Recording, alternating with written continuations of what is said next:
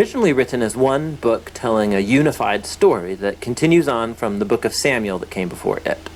So David has unified the tribes of Israel into a kingdom, and God promised that from his line would come a messianic king who would establish God's kingdom over the nations and fulfill the promises made to Abraham.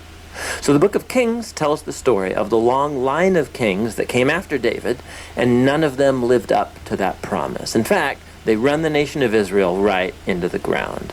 The book is designed to have 5 main movements. The story begins and ends focus on Jerusalem, first with Solomon's reign and the construction of the temple, and then in this last section ending with Jerusalem's destruction and Israel's exile to Babylon.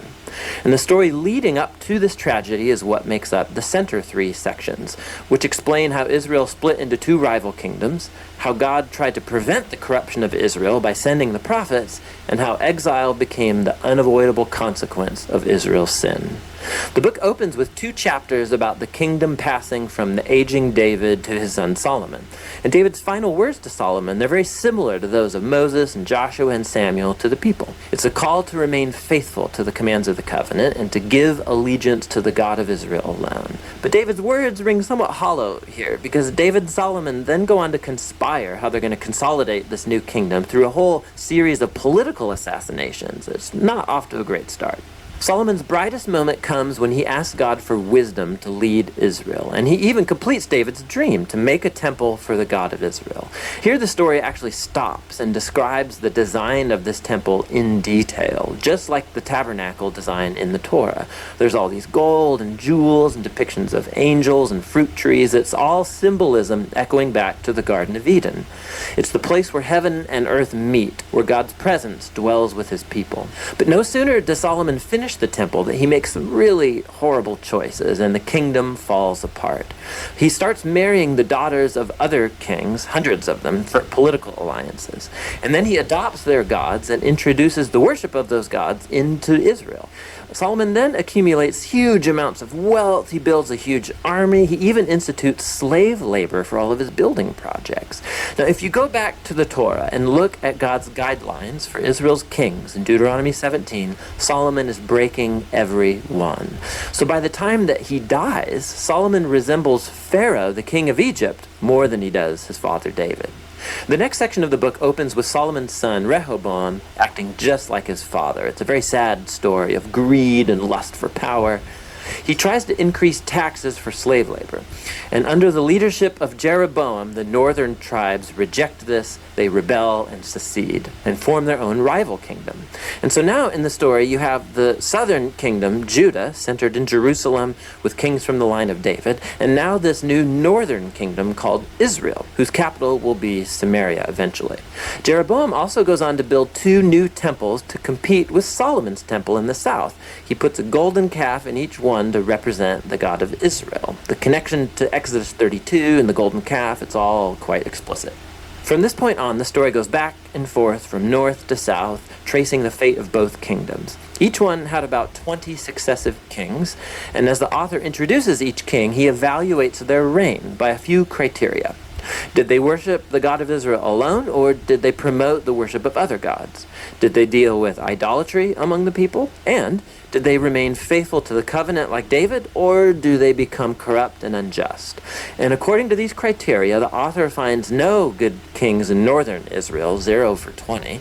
And then in southern Judah, only 8 out of 20 get a positive rating, which connects to another huge purpose in this book, and that's to introduce the role of the prophets, key figures in Israel's history. So in the Bible, prophets were not fortune tellers. Rather, they spoke on behalf of the God of Israel, and they played the role of covenant watchdogs, which means they called out idolatry and injustice among the kings and the people. They were constantly reminding Israel of their calling to be a light to the nations, that they should obey the commands of the Torah, and so the prophets challenged Israel to repent and follow their God. In these center sections, for each king, God then raises up prophets to hold them accountable. And the most prominent prophets are the northern ones, Elijah and his disciple Elisha, right here in the center of the book.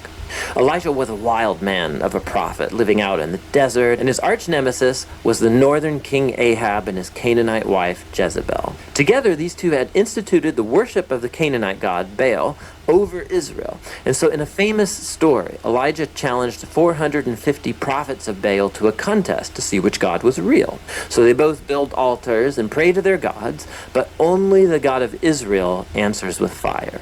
After this, Ahab uses his royal power to murder an Israelite farmer and then steal his family's vineyard. And Elijah again confronts Ahab's injustice, and he announces the downfall of his house. Elijah eventually passes the mantle of his prophetic leadership to a young disciple named Elisha, who asks for 2 times the authority of Elijah. And what's fascinating here is how the author, he's recounted 7 miraculous feats for Elijah, and then he offers stories of 14 acts of power from Elisha. Both prophets were clearly remarkable men, and they played the same role, confronting Israel's kings for idolatry and injustice. And ultimately, they were unsuccessful in turning Israel back from apostasy. In the next section, the northern kingdom is rocked by a bloody revolution started by a king named Jehu, who destroys Ahab's family. And although Jehu was at first commissioned by God, his violence just gets out of control, and it creates the spiral of political assassinations and rebellions from which Israel never recovered. Coup follows coup after Jehu, and each king follows other gods, allows horrible injustice. It all leads up to 2 Kings chapter 17. The big bad empire of Assyria swoops down and takes out the northern kingdom altogether. In the capital city of Samaria, it's conquered, and the Israelites are exiled and scattered throughout the ancient world. Now, chapter 17 is key. The author stops the story and offers this prophetic reflection on what's just happened. He blames the downfall of the northern kingdom on the idolatry and covenant unfaithfulness of Israel and its kings.